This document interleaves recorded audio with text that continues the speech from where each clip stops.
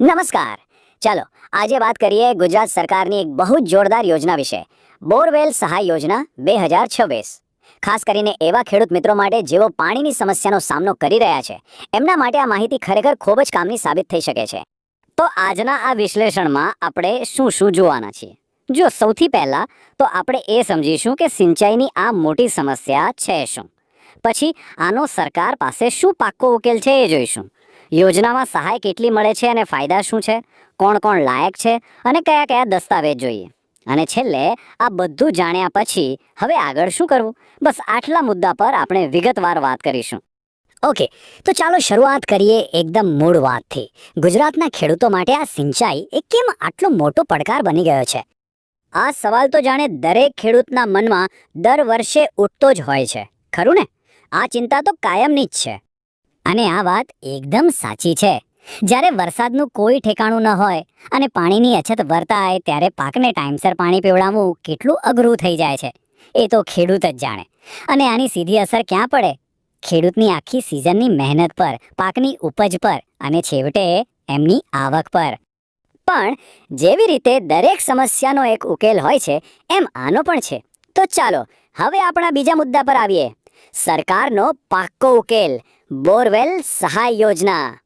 તો આ બોરવેલ સહાય યોજના છે શું? ચાલો એકદમ સરળ શબ્દોમાં સમજીએ. આ સરકારની એવી યોજના છે જેમાં ખેડૂતોને એમના પોતાના ખેતમાં બોરવેલ ખોદાવવા માટે સરકાર આર્થિક રીતે મદદ કરે છે, એટલે કે સબસિડી આપે છે.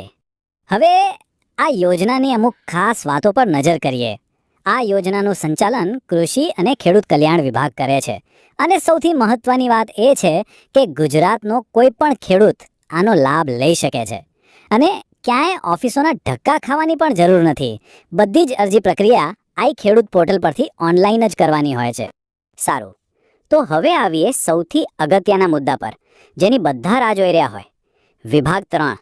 આ યોજનામાં ખરેખર સહાય કેટલી મળે છે અને એના મુખ્ય ફાયદા શું છે? અને આ જુઓ, મેઇન વાત, આંકડો પોતે જ બધું કહી દે છે. આ યોજના હેઠળ બોરવેલ બનાવવા માટે સરકાર તરફથી પૂરા 50,000 રૂપિયા સુધીની આર્થિક સહાય મળી શકે છે. વિચારો તો ખરા, આટલા મોટા ખર્ચમાં આ રકમ કેટલી મોટી રાહત આપે. હા, પણ એક વાત અહીં ખાસ ધ્યાનમાં રાખવા જેવી છે. આ સહાયની રકમ બધા માટે સરખી નથી. સામાન્ય વર્ગના ખેડૂતોને બોરવેલના કુલ ખર્ચના 50% સુધી સહાય મળે છે. જ્યારે અનુસૂચિત જાતિ એટલે કે એસસી અને અનુસૂચિત જનજાતિ એટલે કે એસટી ખેડૂત ભાઈઓ માટે તો આ સહાય સીધી 75% સુધીની છે. અને ફાયદાઓની વાત કરીએ તો સૌથી સારી બાબત એ છે કે સબસિડીના પૈસા સીધા લાભાર્થીના બેંક ખાતામાં જમા થાય છે. કોઈ વચેટિયા નહીં, કોઈ ઝમેલા નહીં. આનાથી ખેડૂતોને 12 માસ સિંચાઈ માટે પાણીની ખાતરી મળે છે, જેનાથી પાકનું ઉત્પાદન વધે છે. અને અંતે તો ખેડૂતોની આવક બમણી કરવાના લક્ષ્યને પણ મદદ મળે છે. ટૂંકમાં આ ખાલી પૈસાની મદદ નથી, પણ ખેતીને આત્મનિર્ભર બનાવવાની દિશામાં એક મોટું પગલું છે. તો હવે સવાલ એ થાય કે ભાઈ આ બધું તો બરાબર, પણ આ યોજનાનો લાભ કોને મળી શકે? તો ચાલો હવે એ જ જાણીએ કે આ માટે લાયકાત શું છે અને કયા કયા કાગળો તૈયાર રાખવા પડશે. જુઓ, લાયકાતના નિયમો ખરેખર બહુ જ સરળ છે. પહેલું, અરજદાર ગુજરાતના રહેવાસી અને ખેડૂત હોવા જોઈએ. બીજું, એમની પાસે પોતાની ખેતીની જમીન હોવી જોઈએ. અને સારી વાત એ છે કે નાના, સીમાંત કે પછી મોટા ખેડૂત હોય, બધા જ આનો લાભ લઈ શકે છે. બસ એક નાની શરત છે કે છેલ્લા 5 થી 7 વર્ષમાં આવી કોઈ બીજી સરકારી બોરવેલ યોજનાનો લાભ ન લીધો હોવો જોઈએ. અને જો કોઈ આ શરતોમાં બંધ બેસતા હોય તો કયા કાગળો તૈયાર રાખવા એની લિસ્ટ બનાવી લો. શું શું જોઈશે?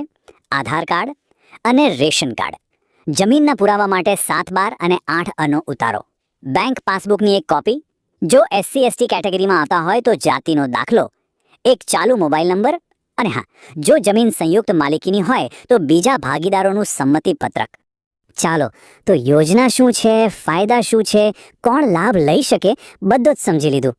હવે આવીએ આપણા અંતિમ પડાવ પર. હવે આગળ શું? મતલબ કે અરજી કેવી રીતે કરવાની? પ્રક્રિયા એકદમ સીધી અને સરળ છે. પહેલું સ્ટેપ, બસ સરકાર દ્વારા અરજી કરવાની તારીખની સત્તાવાર જાહેરાત થાય એની રાહ જોવાની છે, જે બહુ જલ્દી થવાની શક્યતા છે. અને બીજું સ્ટેપ, જેવી તારીખ જાહેર થાય એટલે તરત જ આઈ ખેડૂત પોર્ટલ પર જઈને ઓનલાઈન અરજી કરી દેવાની. અને હા, એની બિલકુલ ચિંતા કરવાની જરૂર નથી કે ફોર્મ કેવી રીતે ભરવું. જેવી તારીખો જાહેર થશે એની સાથે સાથે જ ફોર્મ ભરવાની પૂરેપૂરી પ્રક્રિયાની માહિતી પણ ઉપલબ્ધ કરાવી દેવામાં આવશે, જેથી કોઈને પણ અરજી કરવામાં મુશ્કેલી ન પડે. તો આ હતી બોરવેલ સહાય યોજનાની A to Z માહિતી. પાણીની તંગી દૂર કરીને અને પાક ઉત્પાદન વધારીને આ યોજના ખરેખર ખેતીમાં એક ક્રાંતિ લાવવાની પૂરી તાકાત ધરાવે છે. તો સવાલ એ છે કે શું આપણા ખેડૂતો આ પરિવર્તન માટે તૈયાર છે?